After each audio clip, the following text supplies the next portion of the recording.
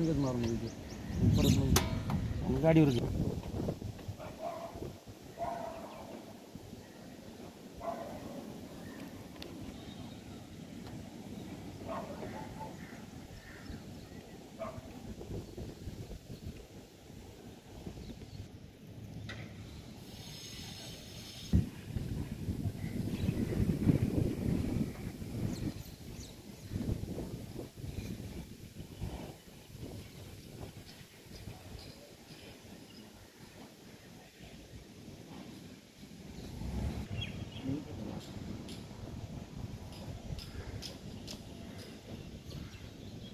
आम्हाला 3 ते 4 वर्षापासून आम्ही इथं राहतो आहे आणि आम्हाला आत्ता रिसेंटली काल परवा समजलं की म्हणजे 1 तारखेला समजलं की हे आमचे घरं पडणार आहेत.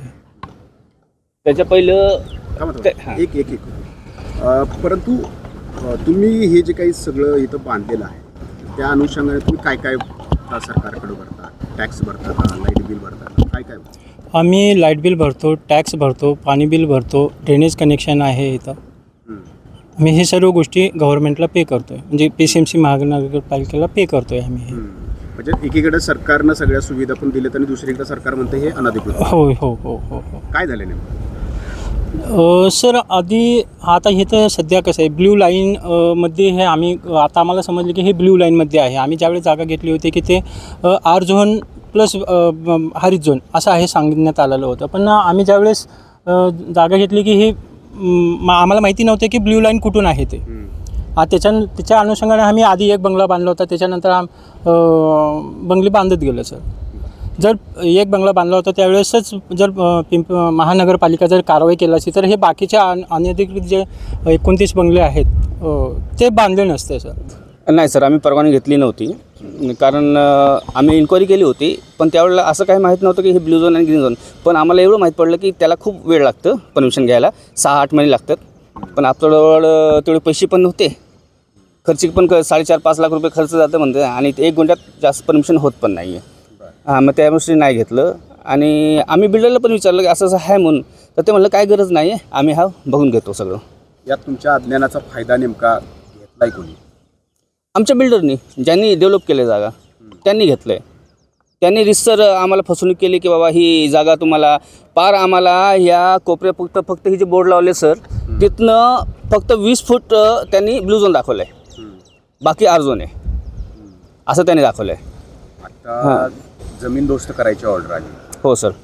काय आता कसं काय पुढं करणार तुम्ही? आता जी नगरपालिका आदेश देईल त्या हिशोबाने आम्हाला चाला लावावं लागेल.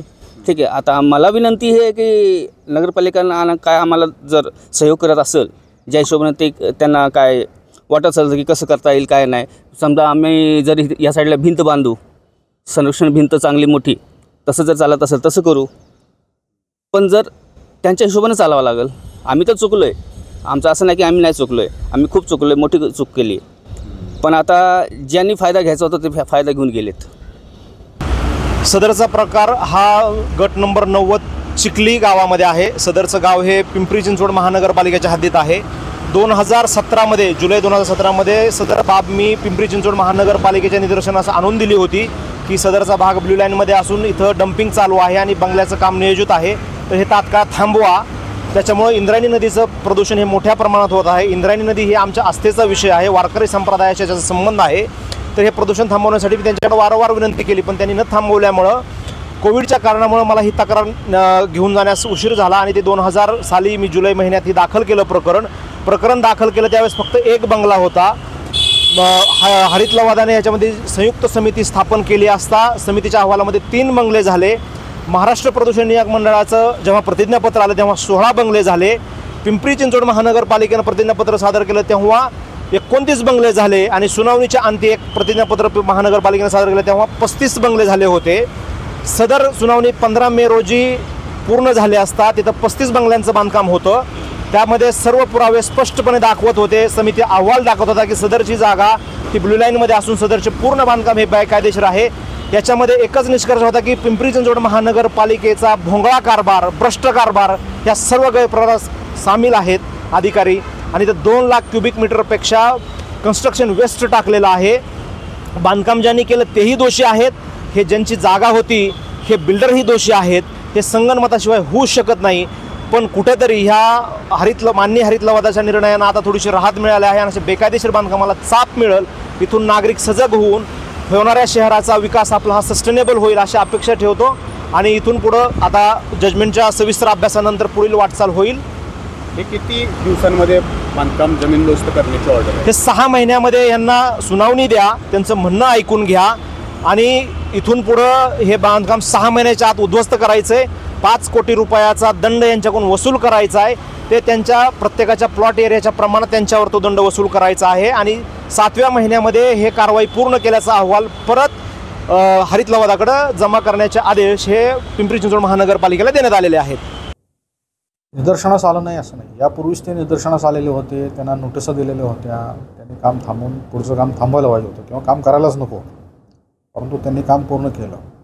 ही बाब नंतर NGTमध्ये गेली आणि NGTने त्याची दखल घेऊन ती NGTच्या निदर्शनास आलं की ती ब्ल्यू लाईन आणि नदी याच्यामधला असल्यामुळं त्यांनी त्याची गंभीर दखल घेत ते निष्कासन करण्याची कारवाई आमच्या ऑर्डर केलेली आहे.